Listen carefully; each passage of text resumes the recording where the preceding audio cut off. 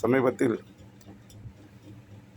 நமது நிதியமைச்சர் நிர்மலா சீதாராமன் அவர்கள் முன்னிலையிலும் அவர்களுடன் வானதி சீனிவாசன் சட்டமன்ற உறுப்பினர் முன்னிலையிலும் கோவையைச் சேர்ந்த அன்னபூர்ணா பேக்கரி உரிமையாளர் சில கருத்துக்களை கூறியிருந்தார்.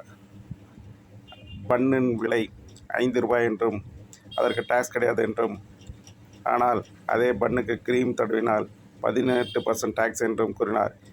பல்வேறு விதமான வரிகள் இருப்பதனால் கணினி திணறுகிறது என்று கூறினார். அவர் சரியான சாஃப்ட்வேரை பயன்படுத்தவில்லை என்பது இதன் மூலம் தெரிகிறது. சரியான சாஃப்ட்வேரை பயன்படுத்தினால் கணினி திணறாது. எத்தனை விதமான வரிகள் போட்டாலும், எத்தனை விதமான வரிகள் இருந்தாலும் சரியாகவே அது பில் போடும். கணினி திணறவே திணறாது. அவர் கணினி என்பது ஒரு மிஷின், அதில் நாம் உபயோகப்படுத்தும் சாஃப்ட்வேர் தான் அதன் செயலாக்கத்தை நடத்தும்.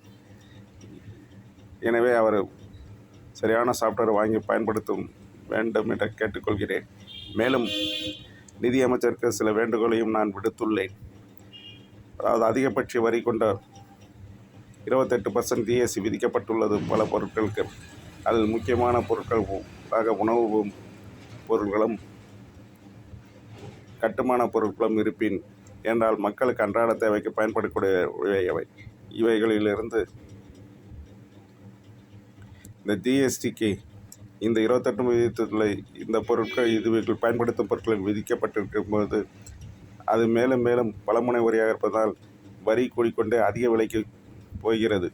எனவே இந்த 28% கொண்ட பொருட்களுக்கு ஒருமுனை வரி விதிக்க வேண்டும் என்று நமது மாண்புமிகு நிதியமைச்சர் அவர்களை கேட்டுக்கொள்கின்றேன். நமது பாரத பிரதமர் அவர்கள் இதை கவனம் செலுத்த வேண்டும் என்று கோருகிறேன். மேலும் உணவுப் பொருட்கள் இல்லாமல் மனிதன் உயிர் வாழ முடியாது. எனவே உணவுப் பொருட்களுக்கான பலமுனை வரிகளை ஒருமுனை வரியாக்க வேண்டும் என்றும் நமது நிதியமைச்சர் அவர்களை கேட்டுக்கொள்கின்றேன்.